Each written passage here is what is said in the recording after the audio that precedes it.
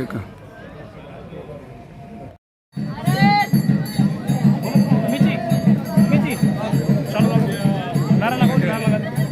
भारत माता की, भारत माता की, वंदे वंदे, इंकलाब जिंदाबाद।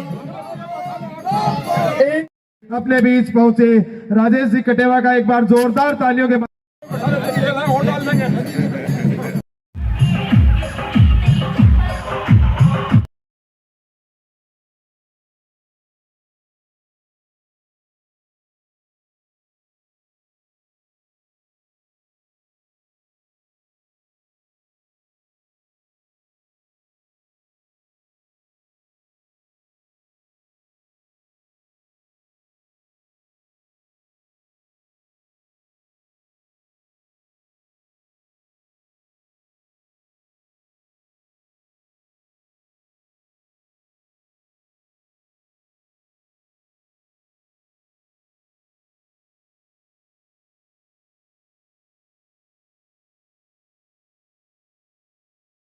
अजीत जी कटेवा साहब, मंच पर विराजमान स्वतंत्रता सेनानी और पूर्व सरपंच आदरणीय रामेश्वर जी, मंच पर विराजमान हमारे वर्तमान सरपंच मेरे छोटे भाई रतनलाल जी, हमारे पंचायत समिति मेंबर मेजर जयराम जी, हमारे नेमीचंद जी मिठारवाल साहब, मेरे साथी राजेश जी पूनिया और हितेश जी थोरी और हमारे बागोरिया की ढाणी के जिनको अभी आपने सुना ऊर्जावान युवा सरपंच भाई राजेंद्र जी सैनी, मंच पर विराजमान मेणास से पधारे हुए हमारे फौजी साहब, यहाँ उपस्थित सभी माताएं बहनें, पिता तुल्य बुजुर्गों और युवा साथियों, आज का हमारा मुख्य कार्यक्रम आज का यही है कि यहाँ राजेश जी कटेवा साहब का आपके द्वारा जो नागरिक अभिनंदन किया है, इसके लिए मैं आपको बहुत बहुत बधाई देता हूं कि इतना शानदार कार्यक्रम आप लोगों ने, क्योंकि गांव की सीमा से ही इतनी बड़ी रैली के रूप में युवा साथी राजेश जी कटेवा को लेके आए हैं, इसके लिए आपका बहुत बहुत धन्यवाद ज्ञापित करता हूं। और इनका स्वागत किया भी क्यों नहीं जाए, क्योंकि राजेश जी कटेवा भी हमारे बीच से ये किसान के पुत्र जिन्होंने एकदम गरीबी से उठकर अपने सीकर में अपने कर्म भूमि सीकर को बना के और व्यापार में अपना एक बहुत बड़ा नाम आपने कायम किया है। राजेश जी कटेवा का नाम सीकर के बड़े बड़े उद्यमियों में इनका नाम लिया जाता है, क्योंकि हमारे बीच से निकला हुआ हमारा एक धरती पुत्र अगर उसको प्रोग्रेस करे तो उसका सम्मान हम सब लोगों को करना चाहिए। इसलिए राजेश जी कटेवा, और राजनीतिक क्षेत्र में जब से नवलगढ़ में राजेश जी कटेवा ने पंचायत समिति मेंबर का इनकी माताश्री ने चुनाव लड़ा, तब से राजेश जी कटेवा खूब रूप से सक्रिय हैं और हर समय किसानों के लिए, समाज के उपेक्षित वर्ग के लिए हर समय लड़ाई लड़ने वाले राजेश जी कटेवा हमारे किसान नेता के रूप में, हमारे युवा नेता के रूप में नवलगढ़ में आपने जो पहचान बनाई है वो एक अनूठी पहचान है। इसलिए पूरा नवलगढ़ क्षेत्र का युवा साथी आपके साथ कंधे से कंधा मिलाकर चलने के लिए तैयार हुआ है। और मैं युवा साथियों से ये कहना चाहता हूँ कि राजेश जी कटेवा से आप लोग सीख ले सकते हैं, क्योंकि मैं और राजेश जी कटेवा से एक ही श्रेणी के आदमी हैं। ये भी एक प्राइवेट स्कूल में एक पढ़ाने वाले एक शिक्षक में इन्होंने अपनी कर्म भूमि की शुरुआत की और मैंने नानचा गेट पे फूल बेच के अपनी कर्म भूमि की शुरुआत की, क्योंकि हम लोग धरती से जुड़े हुए हैं, हर व्यक्ति की दुख तकलीफ को समझने वाले लोग हैं, किस प्रकार से आदमी अपना जीवन जीता है और उसके ऊपर एक गरीब आदमी के ऊपर, एक किसान के ऊपर, एक मजदूर के ऊपर किस प्रकार से नेता अत्याचार करते हैं, उसमें क्या बीतती है, उस बात को हमसे ज्यादा कोई नहीं समझ सकता, क्योंकि हमने गरीबी को बहुत ही नजदीकी से हम लोगों ने देखा है। इसलिए हमारे व्यक्ति की भावना को हम लोग समझ सकते हैं। और मैं तो युवा साथियों से यही कहना चाहता हूँ, मेरी इस बात में आप पूरा लगा लेना, क्योंकि मैं ये कहना चाहता हूँ कि या तो इन बदचलन हवाओं का रुख मोड़ देंगे हम, या अपने आप को धरती पुत्र कहना छोड़ देंगे हम, और जिस दिन भी कहने में हिचकिचाएंगे हकीकत, उस दिन अपने आप को युवा कहना और आपके मंच पे आना छोड़ देंगे हम। आप लोगों ने मुझे जो मान सम्मान दिया इसके लिए बहुत बहुत आभार, धन्यवाद। जय हिंद, जय भारत। मैं आप लोगों के चरणों में मेरा सर नमन करता हूं। आप लोगों ने मुझे प्यार दिया। इस अवसर पर पधारे हुए हमारे विशिष्ट अतिथि चेयरमैन सुरेंद्र जी सैनी साहब, यहाँ के सरपंच रतनलाल जी, पूर्व सरपंच रामेश्वर लाल जी, हमारे बुजुर्ग बहुत सम्मानित हैं, पंचायत समिति सदस्य मेजर जयराम जी, गिरधारी जी, हमारे मित्र सरपंच राजेंद्र जी सैनी साहब, सुल्तान जी सियाग साहब, राजेश जी पूनिया, परमानंद जी, हितेश जी थोरी और नेमीचंद जी। काफ़ी चर्चाएं हुई है। आप देख रहे हैं कि अभी हमारे सीनियर मेजर साहब ने केंद्र सरकार की योजनाएं बताई और राज्य की फेलियर स्थिति भी बताई, लेकिन मेरा निवेदन ये है कि अपने को सरकार की जो केंद्र सरकार की योजना है वो निश्चित रूप से मिलनी है।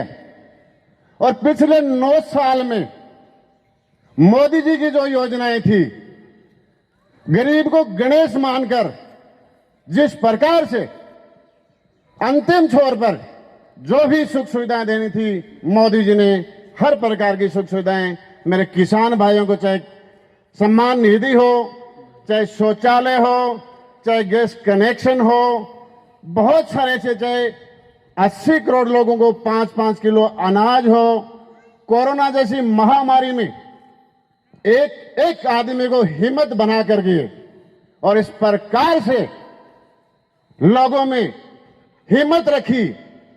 दूसरे जो विकसित राष्ट्र थे उन लोगों को लग रहा था कि भारत शायद आधा खत्म हो जाएगा, लेकिन मैं धन्यवाद कहता हूं मोदी जी को कि हमारी आत्माएं जागृत करके और हमारे में वो आत्मबल भरा रखा जिससे किसी भी प्रकार की ट्रेजेडी हमारे हिंदुस्तान में नहीं हुई।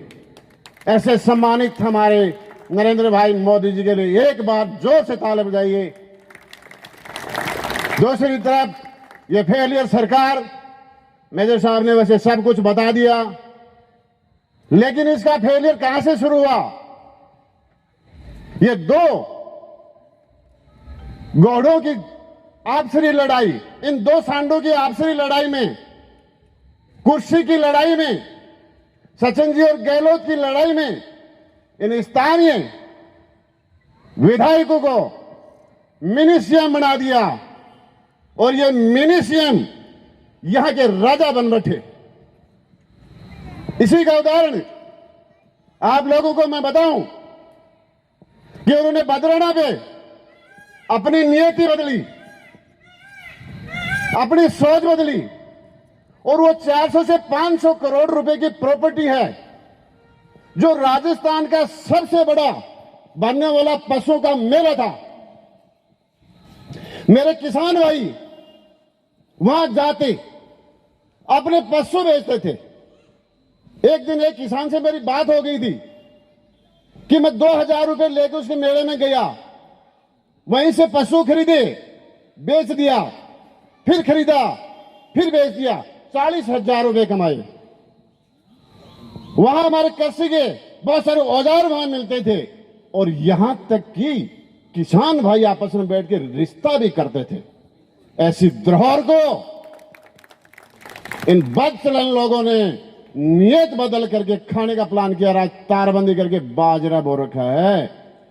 लेकिन मैं आप लोगों के मंच में और आप लोगों के सहयोग से बता देना चाहता हूं कि विधायक जी, ये बदराना भी रहेगा, नौलगढ़ भी हमारा होगा, सरकार भी हमारी होगी और तुम सलाखों के पीछे होंगे। दूसरी तरफ 4 महीने से मेरे किसान भाई सीमेंट फैक्ट्री के सामने धरना दिए बैठे हैं।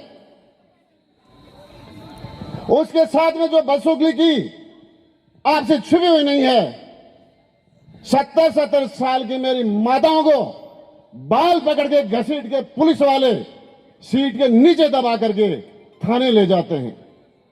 अरे बेशरम, सुन, नाबालिग बच्ची जो कुछ ही नहीं जानती, उस जैसी बच्चियों को भी पुलिस वाले पकड़ के थाने ले गए। ये होता है जाने की अगले घर जाने के उसके पांव। अगर वो किसान भाई चाहता तो एक एक आदमी को उचित मुआवजा दिला सकता था। अगर इसने वहां घोटाला नहीं किया होता तो मेरे किसान भाइयों के बच्चे को 5,000 लोगों को वहां नौकरी मिलती। ये कभी किसान का नाम आज तक 15 साल में लिया हो तो मुझे बताओ। इन्होंने कभी युवाओं को रोजगार के लिए कहीं किया हो तो मुझे बताओ। ये जब 2008 में आया था तब मेरे युवा साथियों के हाथों में गुल्ली डंडे दे करके आज तक वैसे ही खिला रहा है और उनकी जीवन बर्बाद करने की सोच रखी है। यह चाहता तो यहां 10 बार रोजगार मेला लगवाता। यह चाहता तो सैकड़ों बच्चों को वहां नौकरी लगवा सकता था, लेकिन नहीं। पिछले दिनों से कह रहा कि मैं विकास पुरुष हूं। मैं आप लोगों को बता देना चाहता हूं, यह केंद्र सरकार की स्कीम है। जैसे जैसे उत्पाद बढ़ेंगे उपभोग भी बढ़ेगा, और जब उपभोग बढ़ेगा तो बहुत सारा टैक्स का कलेक्शन केंद्र सरकार के पास भी आएगा और राज्य सरकार के पास भी आएगा। उसके लिए उस टैक्स को सिर्फ आधारभूत सुविधाओं में पूरी केंद्र सरकार और पूरी राज्य सरकार उस पर पैसा खर्च करती है, और उससे ये रोडें बनती हैं। ये रोडें प्रधानमंत्री सड़क योजना के तहत बन रही हैं, केंद्र का पैसा है। पिछले दिनों एक मंच से बोल रहा था मैंने उसमें ट्यूबवेल बना दिया, वो नलकूप बना दिया, ये बना दिया। अरे भाई तुझे ये बता, जल जीवन मिशन योजना के तहत हर घर तक जल पहुंचना है, और उस जल जीवन मिशन योजना के तहत जितने भी ट्यूबवेल के हुए उसमें हुए, इसने क्या करवा दिया? इसने विकास किया सिर्फ आपका। जब 2008 में आया था 10, 20, 30 हजार रुपए की नौकरी करने वाला जैसा था, और आज 10, 20 हजार करोड़ का मालिक है।